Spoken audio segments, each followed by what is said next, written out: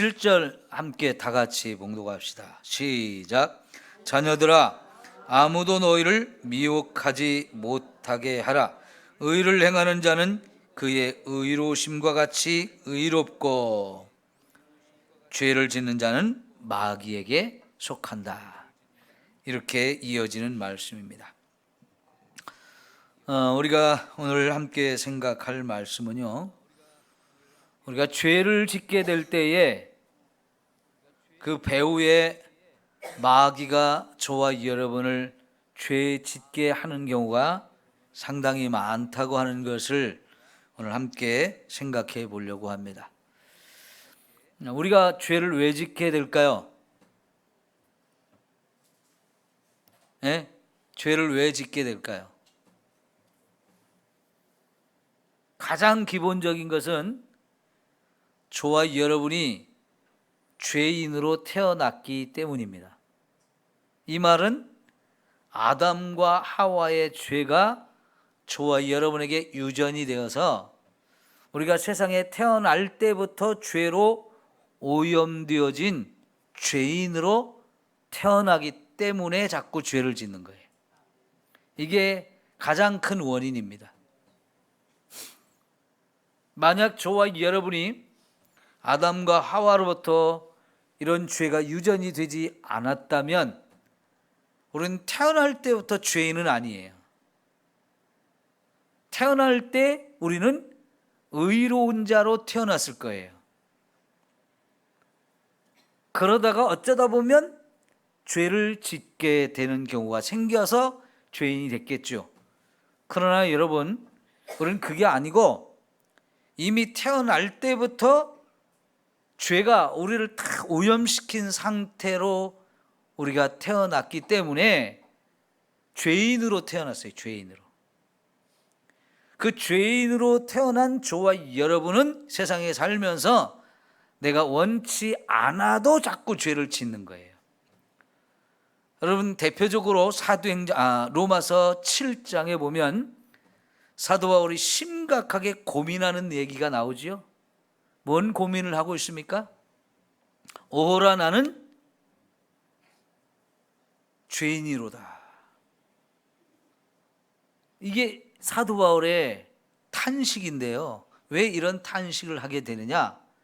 거기 보면 사도 바울이 구원받은 자로서 죄지면 안 돼. 이걸 너무나 잘 알아요. 율법을 엄청나게 공부한 사람이기 때문에 죄를 안 져야 된다는 것, 지면 안 된다는 것 너무나 잘 알고, 그래서 나 죄 짓지 말아야지, 이 다짐과 결단도 굉장히 강하게 하고 있는 사람입니다. 그래서 죄 안 짓고 살려고 정말 노력을 많이 했는데 안타깝게도 자기를 살펴보면 자꾸 죄를 짓는다는 거예요. 원치 않는 죄를 짓는다는 거예요. 왜 사도 바울 같은 사람이 정말 영적으로 대단한 사람 아닙니까? 그런 사람이 자기가 죄를 짓고 싶지 않은데도 불구하고 이런 죄를 자꾸 지을까요? 그래서 사도 바울도 어쩔 수 없어요. 자기도 죄인으로 태어났기 때문에 그런 거예요. 이 가을에 또 여러분 추석 명절을 맞아서 감도 사오고 밤도 사다가 이렇게 좀 먹고 그랬죠? 사과도 사 먹고 배도 사 먹고 이렇게 되는데, 여러분, 성경은 나무와 열매는 같다라고 얘기를 하고 있어요. 좋은 나무에서는 좋은 열매를 맺고 나쁜 나무에서는 나쁜 열매를 맺는다. 그 나쁜 열매를 맺거나 좋은 열매를 맺는 근본적인 이유는 그 나무 자체가 좋거나 아니면 나무 자체가 나쁘거나 그것 때문에 그렇다는 거죠. 그러니까 우리가 죄를 짓는다는 건 열매예요. 근데 우리가 왜 이렇게 자꾸 죄를 짓느냐?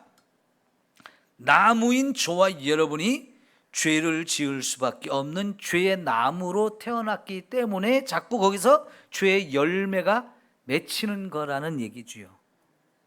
그래서 우리는 태어날 때부터 아담과 하와의 후손으로 태어났고, 그래서 아담과 하와가 지은 죄가 저와 여러분을 죄인으로 오염을 시켜놨어요. 죄인으로 오염된 채로 저와 여러분이 태어나니까 자꾸 죄를 지을 수밖에 없는 죄의 나무다 하는 거예요. 이게 저와 여러분이 죄를 짓게 되는 첫 번째 가장 중요한 이유가 됩니다. 자, 그런데 여러분, 창세기 3장에서 아담과 하와는 하나님에 의해서 처음 창조될 때 죄가 전혀 없는 의인으로 창조가 되었어요. 그래서 하나님과 에덴 동산에서 함께 교제하며 하나님과 동행하는 이런 삶을 날마다 살 수 있었어요. 죄인이 아니고 의인이기 때문에 하나님과 함께 사는 겁니다. 하나님과 교제하고. 근데 어느 날 갑자기 이제 마귀가 이 아담과 하와를 찾아와서 죄를 짓도록 만들었죠.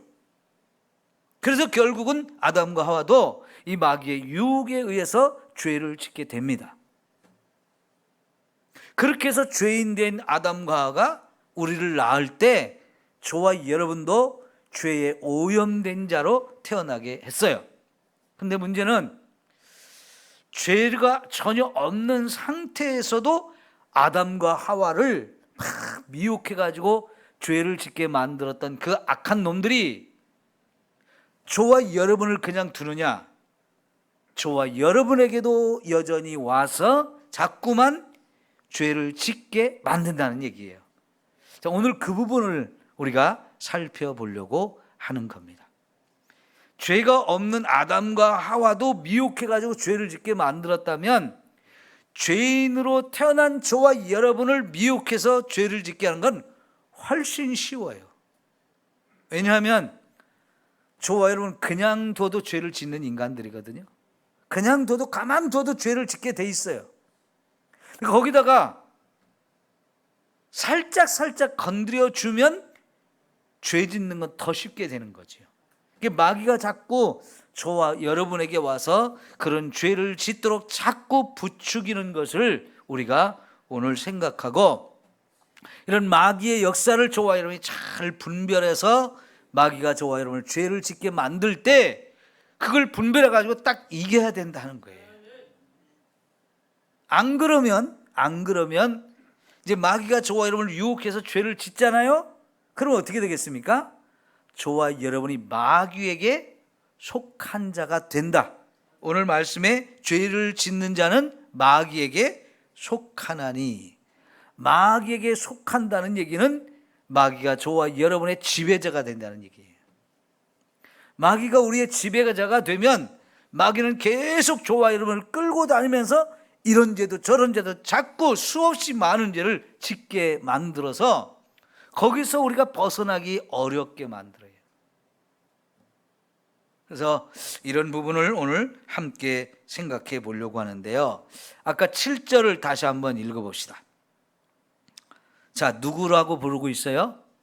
자녀들아. 누구를 말하는 거예요? 예수를 믿어서 하나님의 자녀가 된 저와 여러분들, 그렇죠? 예수 믿어서 하나님의 자녀가 된 저와 여러분을 향해서 자녀들아라고 부르면서 뭐라고 말하고 있어요?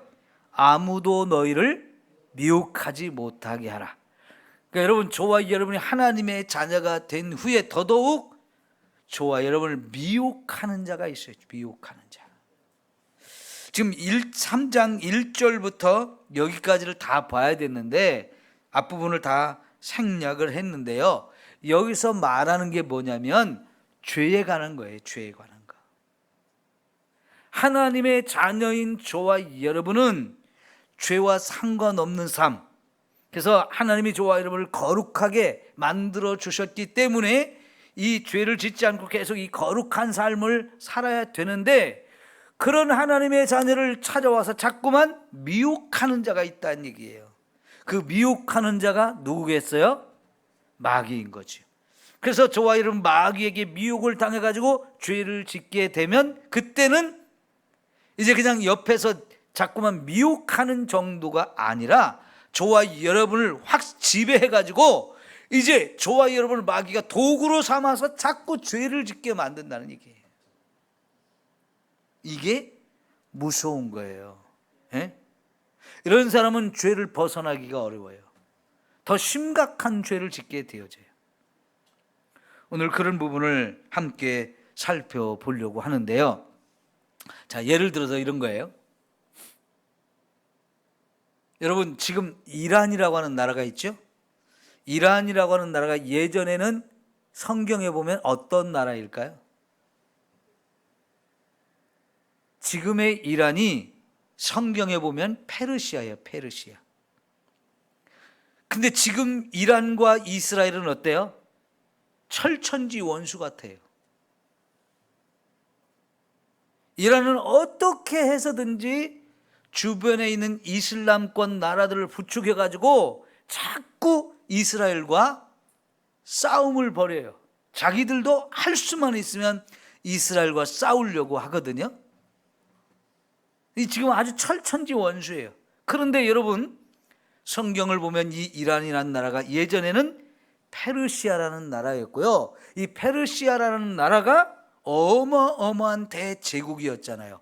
바벨론이라는 나라를 멸망시킬 정도로, 그래가지고 바벨론을 다 지배해서 없애버리고 자기들이 지배하는 바벨론보다 더 큰 대제국을 건설한 첫 번째 왕이 고레스 왕이거든요.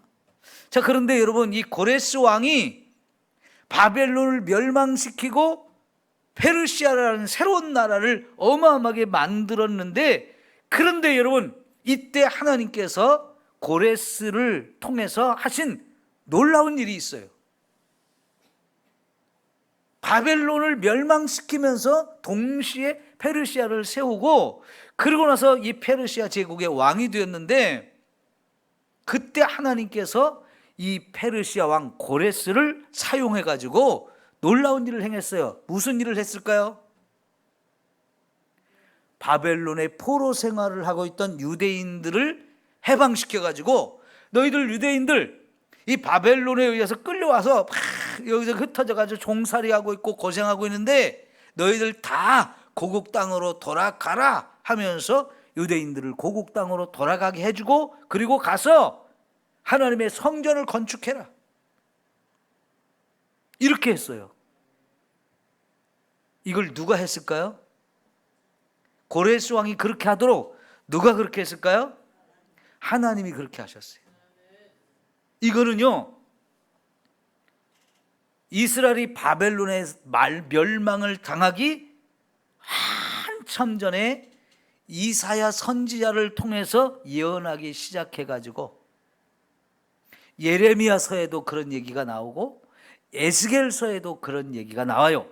고레스라고 하는 왕이 유대인들을 해방시켜가지고 그들을 고국 땅에 돌아가게 만들고 거기서 성전을 건축하게 하는 일을 고레스 왕이 할 거다. 이름까지 딱 거기 이사야도 예레미야도 에스겔도 이런 선지자들이 미리 다 예언을 해놨어요. 그런데 실제로 그렇게 예언된 대로 고레스가 일어나가지고 바벨론을 멸망시키고 페르시아라고 하는 나라를 만들었어요. 그리고 페르시아가 이제 만들어졌을 때 이 고레스 왕이 하나님이 자기에게 이런 나라를 주셨다는 것도 알게 됐고, 그래서 하나님이 자기를 통해서 하고 싶은 일이 바로 유대인을 해방시키고 돌아가서 성전을 건축하는 일을 자기를 통해서 할 것이라는 걸 이미 예언했다는 걸 알고요, 실제로 그 일을 다 합니다. 여러분, 이 이야기를 왜 제가 하냐면, 하나님이 고레스라고 하는 사람을 하나님의 손에 붙들고 그의 도구로 사용하시는 거예요. 아까 로마서 7장 얘기를 했는데 그 바로 앞에 6장에 보면 사도 바울이 또 무슨 얘기를 하냐면요, 저와 여러분이 어떤 경우에는 하나님의 도구로 쓰임받을 수 있고 어떤 경우에는 죄의 도구로 쓰임받을 수 있다는 얘기를 해요. 그러니까 여러분, 사람은 하나님에 의해서 쓰임받을 수도 있고 사탄에 의해서 쓰임받을 수도 있다 하는 얘기를 하는 거예요.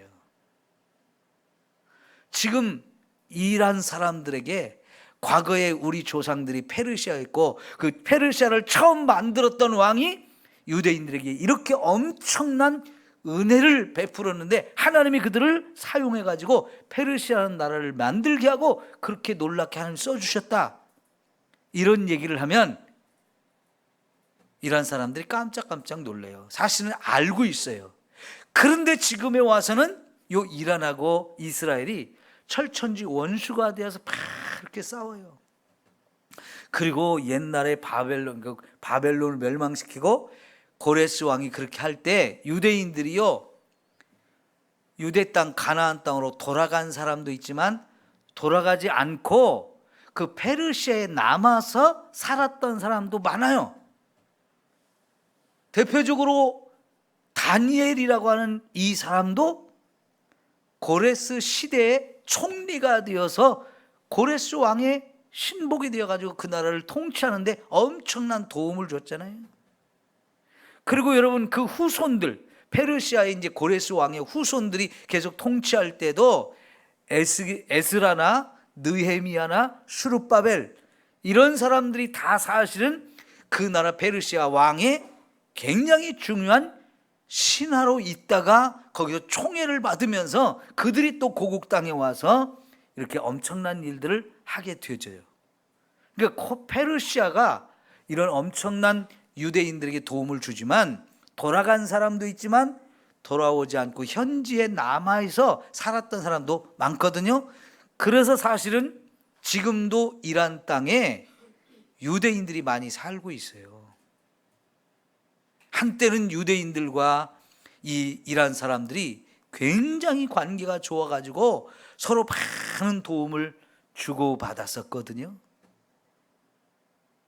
그래서 여전히 유대인들이 지금 이란 땅에 많이 살고 있는데, 지금은 그 이란 땅에 살고 있는 유대인들도 엄청나게 핍박을 당하고 또 현재 고국 땅에 돌아가서 살고 있는 이 이스라엘 사람들한테도 엄청나게 적대적인 관계로 이렇게 막 공격을 퍼붓고 그래요.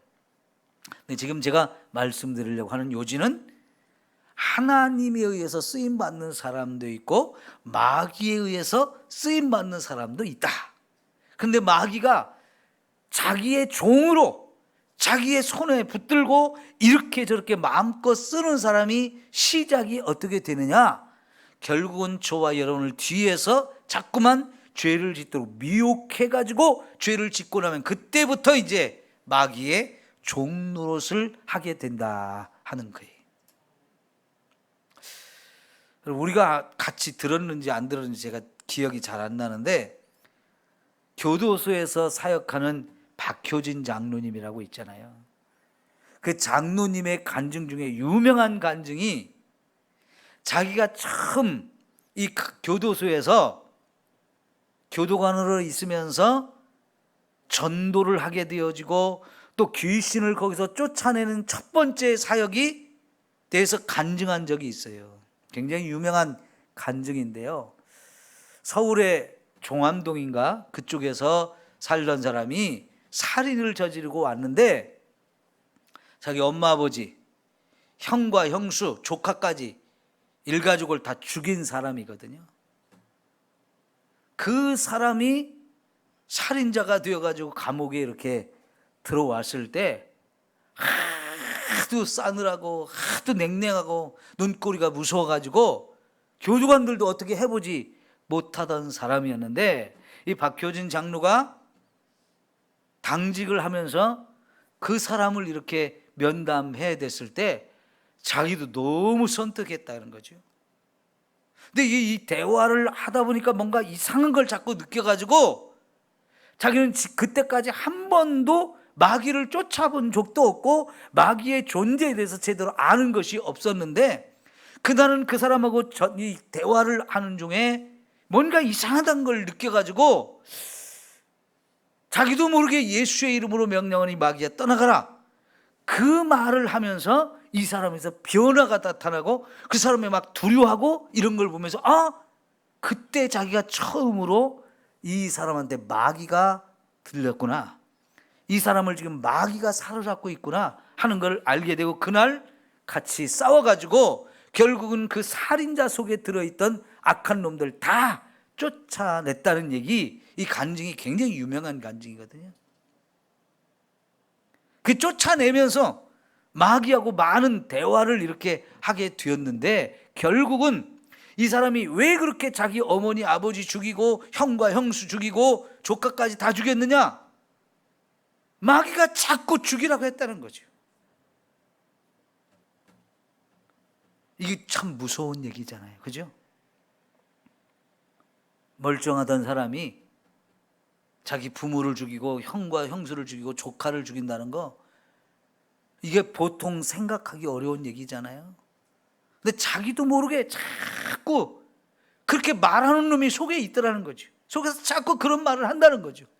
결국은 그 말에 따라서 자기 부모와 형제들을 죽여버리는 이 끔찍한 사건이 벌어진 거죠. 그리고는 그 마귀를 쫓아냈을 때, 여러분, 이 사람이 완전히 순한 양같이 변해가지고, 그 변화된 그 모습을 보니까 도저히 누구를 죽일 사람같이 안 보이더라는 거죠. 그리고는 그거 완전히 이렇게 바뀌었다는 얘기를 하지 않습니까? 그리고는 감옥에서 그 사람 때문에 수많은 사람에게 전도를 하고, 전도할 때 막 멀리 안 갔다, 여기 지금 누구한테 들어갈까, 여기 지금 돌아다니고 있다 그러니까 막 다들 놀래가지고 자기한테 들어올까 봐, 그죠? 감옥에 있는 사람들이 막 다 벌벌 떨면서 자기한테 마귀 들어오지 못하게 하려고 막 다 예수 믿겠다고, 예수 믿는다고 막 다 그러면서 전도가 막 되어졌다는 얘기 했잖아요. 근데 그 얘기를요, 호주의 교도소에 갔었던 그 목사님 얘기 듣다 보면 거기서도 그런 얘기 나오잖아요. 그죠? 이게 죄를 짓는 많은 사람들이 이제 완전히 마귀에게 사로잡혀가지고 그렇게 끔찍하고 무서운 죄를 짓다 보니까 이제는 자기도 모르게 이제 감옥에 갈 수밖에 없는 사람들이 되어지는 거예요. 이게 마귀가 사람들을 도구로 쓸 때 모습이에요. 결국은 여러분, 그 사람들 감옥에 간 것으로 끝납니까? 마귀에게 사로잡혀서 마귀의 종로로 타는 사람은 결국 감옥 가는 것으로 끝나지 않아요. 지옥의 멸망을 당하게 되죠. 여러분, 감옥 생활을 한 사람들이 나와가지고 또 다른 죄를 자꾸 쳐요. 그 사람들이 사회에 적응하기 어려운 면도 있어서 그렇기도 하지만은, 많은 경우에 감옥 생활을 해도요, 귀신은 안 떠났기 때문에 그래요. 그를 사로잡고 자꾸 죄를 짓게 만들던 그 악한 놈이 거기서 안 떠났으니까 여전히 그 더럽고 무섭고 끔찍한 감옥 생활을 하고 나와서도 그 죄를 또 져요. 우리가 그냥 상식적으로 생각하면, 아이고 그 무섭고 끔찍한 감옥 다시는 가지 말아야지, 그러면 죄 짓지 말아야지, 이렇게 돼야 되잖아요. 그런데도 불구하고 또 그런 죄를 자꾸 지으면서 감옥을 들락날락 하는 건 그 뒤에 악한 놈들이 사로잡고 완전히 마귀의 종으로 삼았기 때문이라는 얘기죠. 여기 죄를 짓는 자는 마귀에게 속한다. 이게 정말 무서운 얘기예요. 근데 우리 예수 믿는 사람들은 아무도 너희를 미혹하지 못하게 하라. 그럼 미혹하지 못하게 하려면 우리를 미혹하는 놈이 있다는 것도 알아야 되고, 그 놈이 어떤 식으로 저와 여러분을 미혹하는지 이런 거를 알아야 우리가 여기에 미혹을 당하지 않을 거 아니에요. 그 부분을 오늘 조금 얘기를 해보려는 거예요. 여러분, 우리가 얼마 전에 마태복음 15장 19절 말씀에 대해서 제가 설교를 했어요. 우리 입을 열면 마음으로도 악한 죄가 쏟아져 나온다고 그랬죠. 거기 7가지 죄를 쭉 설명을 했는데, 악한 생각과 살인과 간음과 음란과 도둑질과 거짓 증언과 비방이라, 이 7가지 죄에 대해서 말하고 있는데, 여러분, 첫 번째가 악한 생각이죠. 악한 생각의 종류가 참 많습니다. 오늘 하나의 예를 들어 설명하면, 요한복음 13장 1절에 마귀가 가룟 유다의 마음속에 무슨 생각을 넣었다고 그래요? 예수님을 팔려는 생각을 집어넣었다 그랬어요. 여러분, 그거 좋은 생각이에요? 악한 생각이에요?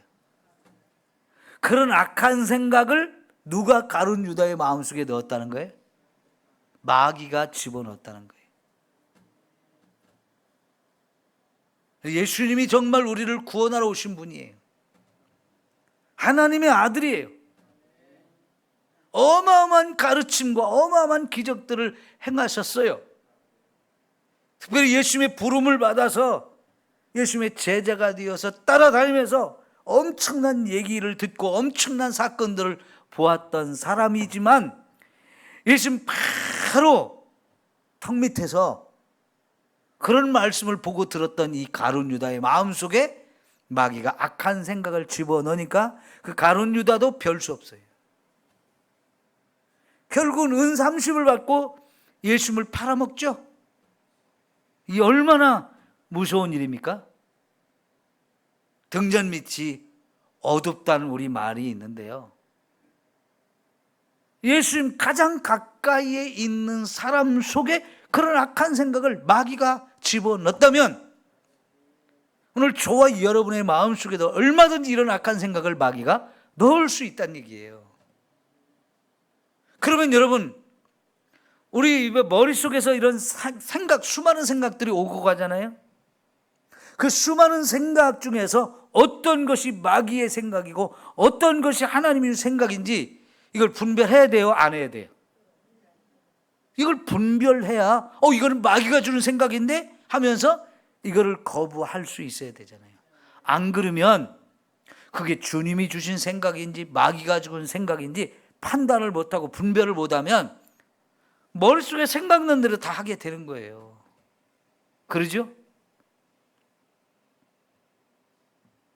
오죽하면 사도 바울도 내가 정말 마음으로는 하나님의 법을 따르려고 하는데 이놈의 육신의 법을 자꾸 따른다는 거예요. 죄의 법을 따른다는 거예요. 왜 그렇게 가겠어요? 죄인으로 태어났다는 그것 때문에도 그러지만 마귀가 저와 여러분을 끊임없이 따라다니면서 자꾸 죄를 짓게 만든단 말이죠. 여러분, 다윗 왕같이 정말 훌륭한 그런 왕도 낮잠을 자고 일어나서 옥상에 올라 쭉 살펴보다가 눈에 딱 들어오는 벌거벗은 여인, 보는 순간 음욕이 확 불리듯 일어나는데요, 그냥 보는 것으로 끝났으면 됐을 텐데 신하를 불러가지고 저기 저 여자 있지, 지금 목욕하는 여자 있지, 좀 데려와라.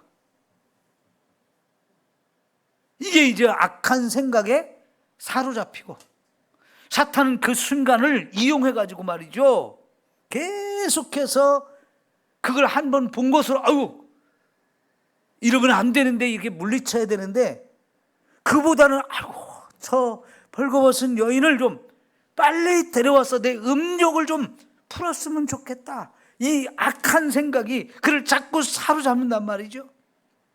결국 그걸 행동으로 옮겨가지고 신하를 보내서 그 여인을 데려오게 만들어요.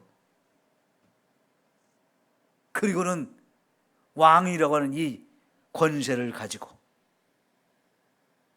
그 여인을 취해버려요. 여러분, 다윗이 왕이 될 때 어떤 마음이었냐면요, 나같이 소떼 양떼를 끌고 다니면서 그 냄새나는 그 짐승들 따라다니면서 목동이를 하던 사람을 하나님이 선택해서 한 나라의 왕으로 세워졌다는 게 너무나 감격해가지고요, 하나님의 뜻을 이루어 드리려고 얼마나 몸부림을 쳤는지 몰라요? 그랬던 사람도요, 한순간에 음욕이 불타올라가지고 이미 남의 부인이라는 거 알아요. 그것도 자기에게 정말 목숨 걸고 충성하고 있는 이 우리아라고 하는 장군의 부인이라는 걸 너무나 잘 아는데도 불구하고 그 여인을 데려와서 자기의 음욕을 취해버리는 이런 무서운 죄를 범하죠. 왜 이렇게 될까요? 사탄이 자꾸 죄를 짓게 뒤에서 미혹하기 때문에 그런 거예요. 그러니까 우리 머릿속에서 생각이 났다고 해서, 어떤 생각이 있다고 해서 그 생각을 그냥 다 실행에 옮기면 안 되는데요. 여기서 우리가 우리 머릿속에 주어지는 생각 중에는 하나님이 주시는 생각도 있어요. 마귀가 주는 생각도 있어요. 내가 하는 생각도 있어요. 이 세 가지가 함께 우리 속에서 막 일어나는데 이거를 분별할 줄 알아야 된다고요. 내가 어떤 말을 다른 사람한테 할 때도 이 말을 해야 되는가 말아야 되는가, 이 말을 했을 때 좋은 결과가 나올까 나쁜 결과가 나올까, 저 사람이 좋을까 기분이 나쁠까, 이런 거 다 다양하게 생각하면서 이 말은 해야 될지 안 해야 될지를 심각하게 분별을 해야죠. 그냥 머릿속에서 떠오르는 얘기라고 다 해버리면 안 되잖아요. 한번 뱉고 나면 주워 담을 수 없는 게 말이기 때문에 입으로 그 말을 하기 전에 많이 생각해 봐야 된다고 그러잖아요. 그래서 우리 머릿속에 수없이 많은 생각들은 어마어마하게 떠오르는데 그 생각이 하나님이 주신 생각인지 내 생각인지 마귀가 준 생각인지를 잘 분별해서 이게 마귀가 준 생각이다 그러면 가차없이 우리가 이걸 잘라버려야 된다는 거지. 여러분, 하늘에 날아다니는 새가 막 날아다니다가 똥을 쌀 수 있어요. 그럼 그 똥이 내 머리 위에 떨어질 수 있죠. 그 기분 나쁜 일이에요. 우리 교회 옥상에 비둘기들이 살 때는 교회 주변에 비둘기가 많이 날아다녔어요. 어쩌다 제 얼굴에 한번 떨어지는데 비둘기 똥 맞아봤어요? 기분 아주 안 좋아요. 그게 차에 떨어져도요 쉽게 안 지워지고요, 그냥 내버려두면 차를 녹슬게 합니다. 그 비둘기 똥이 굉장히 산성이 강한 모양이에요. 쇠까지 녹슬게 만들어요. 그런데요, 그 하늘을 날아다니는 새가 저와 여러분이 머리에 새 둥지를 짓게 만들면 안 된다는 얘기를 해요. 얼마든지 새는 왔다 갔다 할 수 있어요. 왔다 갔다 할 수 있는데 그 새들이 우리 머리에 자기 집을 짓게 만들면 절대로 안 되죠. 쫓아야죠. 근데 마귀가 주는 생각을 붙드는 사람은 새가 내 머리 위에 집을 짓게 한 거고 똑같다는 얘기예요. 그건 안 되는 거잖아요. 결국은 가룟 유다가 예수님을 팔아먹을 생각, 마귀가 집어넣으니까 거기에 사로잡혀가지고 실제로 그걸 행했어요. 다윗 왕 같은 사람도 마귀가 밧세바라고 하는 이 여인을 취해서 음란한 짓을 하게 만들었는데 그 생각에 사로잡히니까 그렇게 되는 거예요. 여러분, 다윗의 아들 중에 암논이라고 있었어요. 암논. 이 암논이 자기 여동생 다말이라는 이 이복 동생이거든요. 다말이라는 이 동생을 보면서 또 음란한 마음이 들어가지고 어떻게든지 그 다말을 자기 걸로 만들고 싶어가지고 막 연연해 하다가 결국은 악한 친구가 꾀를 내가지고 이렇게 하면 될 거야 하고 꾀를 내가지고 결국은 그 다말이 자기 집에 와서 병든 채 하면서 누워있는 이 암논을 위해서 음식을 만들어 대접할 때 다 사람들 나가게 하고 내 방에 와서 내 침대에서 내가 그걸 먹고 싶으니까 거기로 가져와서 먹여달라. 곧이곧대로 이렇게 순종을 했더니 그만 확 덮쳐가지고 성폭행을 했잖아요. 이게 악한 놈들이 그런 짓을 하게 만드는 거거든요. 성경에도 그런 이야기들이 굉장히 많이 나오는데 오늘 저와 여러분은 어떻게 했느냐 하는 거예요. 예? 성경이 그런 이야기들을 우리에게 자꾸 소개하는 이유가 뭐예요? 저와 여러분도 얼마든지 마귀가 죄를 짓게 만들고, 그리고는 이제 그 다음부터는 너는 이제 내 종이다 끌고 다니면서 온갖 악한 일들을 하게 만든다는 얘기죠. 그렇게 되면 이제 심각하게 되어지는 거예요. 그렇게 되지 않기 위해서 아무도 너희를 미혹하지 못하게 하라는 얘기를 하는 거예요. 미혹하는 대로 내버려두면 죄를 짓게 되고, 죄를 지으면 마귀에게 속한 자가 되어지기 때문에. 여러분, 예수님이 이 땅에 오시는 이유는 뭐라고 그랬어요? 그 마귀를 멸하러 오셨다. 그러니까요, 예수를 믿는 저와 여러분은 이 예수님의 은혜와 예수님의 능력을 힘입어서 얼마든지 이런 마귀의 역사들을 우리가 분별하고 물리칠 수 있는 힘을 주신다는 이야기예요. 여러분, 구약시대에 보면 거짓 선지자들이 많았죠. 이 거짓 선지자들이 왜 거짓 선지자가 됐나요? 그들에게는 거짓말하는 악한 영들이 들어가서 거짓말을 하게 하는 거짓 선지자가 되어진 거예요. 근데 본인들은 그걸 다 꾸며놓고 참 선지자인 줄 착각하게 만들어요.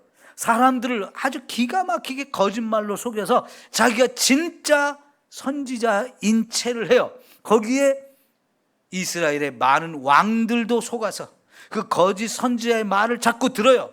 그리고는 참 선지자가 와서 하는 얘기는 저 말 틀렸다고 자꾸 그러잖아요. 그래서 진짜 선지자로서 하나님의 말씀을 전해주는 이 참 선지자들을 죽이기도 하고 매를 치기도 하고 옥에 가두기도 하고 하면서 계속해서 옆에는 거짓 선지자를 주잖아요. 그런데 참 선지자가 와서 하는 얘기가 뭡니까? 저 사람들 속에는 하나님이 거짓말하는 영들을 불어넣었다고. 하나님이 직접 넣은 게 아니고 마귀가 직접 넣는 것을 하나님이 허락하신 거지요. 결국은 이 거짓말하는 악한 영들이 들어가서 그 사람들로 하여금 자기들이 하나님부터 직접 계시를 받아서 얘기하는 것처럼 꾸며놓고 온갖 거짓말로 온 백성을 다 속여요. 여러분, 거기에 속으면 우리가 어떻게 되겠어요? 나라가 망했잖아요.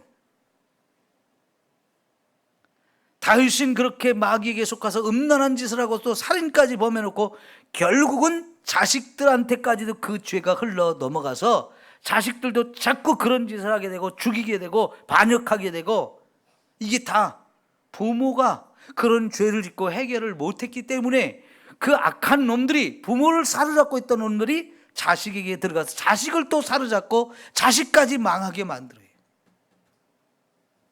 이런 일들이 참 무섭고 끔찍하다는 얘기죠. 오늘 저와 여러분은 이런데 속으면 안 되겠잖아요. 미혹을 당하지 말라는 거잖아요. 그죠? 여기에 미혹당하지 않으려면 아까 말씀드린 대로 하나님 말씀이 내 안에 채워져야 돼요. 그래야 참과 거짓을 분별하게 되어지잖아요. 여러분이 성경을 영어로는 캐논이라는 말을 사용하기도 해요. 우리가 바이블이라는 단어를 여러분이 알지만 원래 이 성경을 캐논이라는 말로도 합니다. 여러분, 캐논 하면 일제 카메라가 생각나죠? 일제 복사기 같은 거, 이런 것이 일본의 캐논이라는 회사가 있어요. 근데 그 캐논이라는 이름의 뜻이 뭐냐면 표준이라는 뜻이에요. 표준. 원래 그 말이 성경을 가르치는 말이었어요. 성경이 뭐냐? 표준이라는 얘기예요. 여러분, 표준은 뭐 하는 거예요? 이 표준을 가지고 거짓된 것을 구별하는 거예요. 자, 대표적으로 자가 있죠. 자, 길고 짧은 걸 대보는 자. 이 자를 가지고 캐논이라고 하는 거예요. 캐논. 자가 있으면 이게 몇 센치인지 이게 정확하게 분별이 되죠.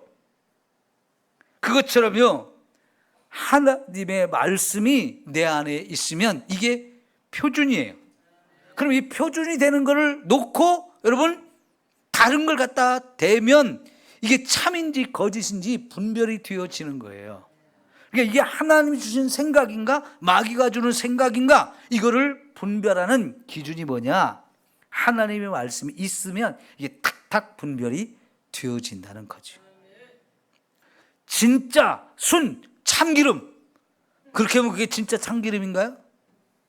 아무리 그 앞에 진짜란 말을 붙이고 순이란 말을 붙이고 참이란 말을 붙여도요, 가짜는 가짜거든요.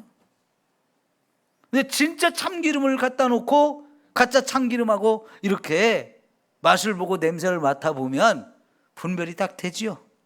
거기다 뭐 진짜란 말 안 붙여도 되고요, 순이란 말 안 붙여도 되고요, 참이란 말 안 붙여도 돼요.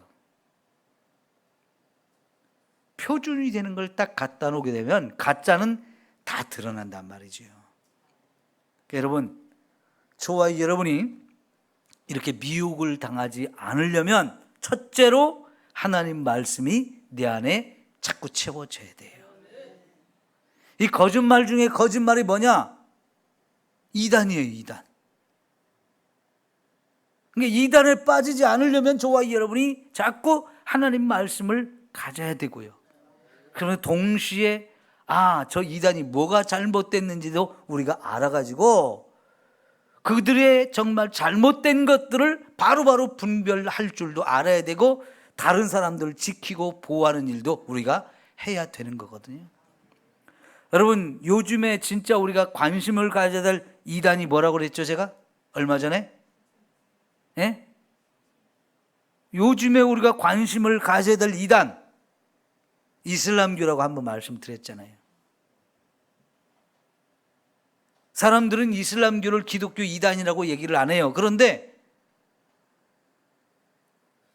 코란을 확인해 보면요, 이게 기독교에 확실히 이단이구나 하는 걸 확실하게 알 수 있어요. 구약성경 조금 주워 들은 거, 신약성경 조금 주워 들은 걸 가지고 짜집기 해가지고 만들어진 게 이 이슬람이거든요. 그래서 여러분, 종교개혁자들인 마틴 루터와 칼빈은 종교를 개혁하기 전에 이슬람에 대해서 자꾸 공부를 했어요.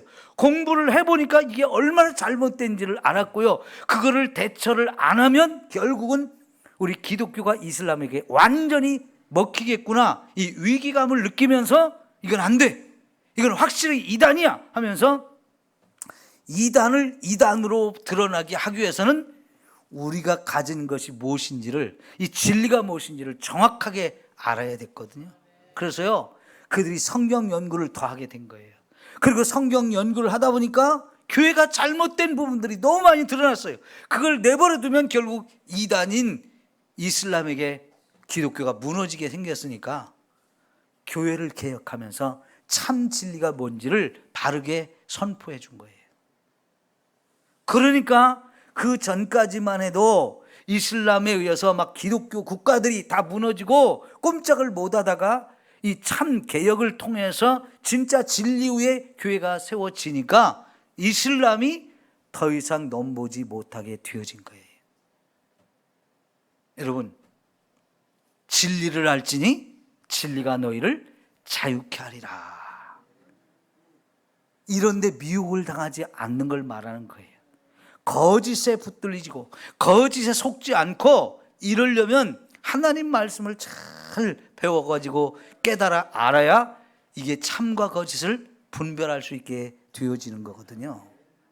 여러분, 그래서 진리의 말씀을 우선은 저와 여러분이 잘 깨닫고 이걸 마음에 잔뜩 새겨놔야 거짓을 분별할 수 있게 되어져요. 여러분, 이단들이 오면요, 제대로 신앙생활하는 사람들은 뭔가 쎄한 느낌이 들어요. 그런 느낌이 들어야 여러분 정상이에요. 그런데 아직은 저게 뭐가 문제지? 이게 처음부터 드러나지 않지만 조금 지나 보면 이단은 이단이라는 게 확실히 드러나게 되거든요. 근데 그거를 우리가 제대로 알아내는 것이 너무 중요하고요. 그래야 우리도 속지 않고 우리와 함께 있는 다른 사람들도 속지 않게 이걸 지켜줄 수 있게 되어지잖아요. 마귀는요, 온갖 수단 방법을 동원해서 얼마든지 저와 여러분을 죄를 짓게 만들고, 그리고는 죄를 지으면 그 다음부터는 너는 이제 내 거다 하면서요, 완전히 사로잡고 저와 여러분을 멸망시키는 길로 가게 만들어요. 우리는 절대로 거기에 속지 않아야 돼요. 오늘 저와 여러분이 함께 기도하면서 이런 마귀의 역사들을 잘 분별하고 말씀으로 무장하고 저와 여러분이 죄와 싸워 이길 수 있는 사람이 돼야 돼요.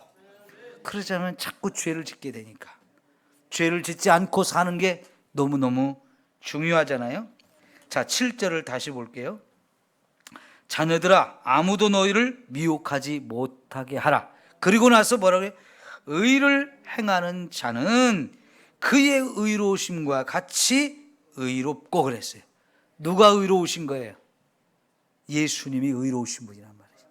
그 예수님의 의로움처럼 우리도 의로운 자가 돼야 되는데, 그러려면 우리는 의를 행하는 자가 돼야 되고, 마귀에게 미혹당해서 죄를 범하는 자가 되면 안 된다 하는 얘기예요. 오늘 저와 여러분이 예수님을 내 마음에 모시고 그 예수님이 나의 주인이 되시고 그 예수님이 나를 예수님의 손에 붙들고 마음껏 써줄 수 있는 하나님의 일꾼이 돼야 돼요. 그러니까 우리가 하나님의 일꾼이 안 되면 결국 마귀의 종노릇하는 마귀의 일꾼이 되어진단 말이죠. 이게 얼마나 큰 차이입니까? 그래서 자꾸만 하나님과 나의 관계, 예수님과 나의 관계가 깊어져야 돼요.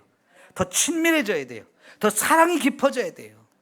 이런 관계가 되면요, 마귀가 저와 여러분을 넘보지도 못하고 미혹하지도 못하게 주님이 지켜주셔요. 그러면 저와 여러분은 진짜 주님의 품 안에서 얼마나 행복하고 안전하고 귀한 은혜만 누리며 살 수 있겠습니까? 저와 여러분이 그렇게 되어지기를 축원합니다. 자, 우리 오늘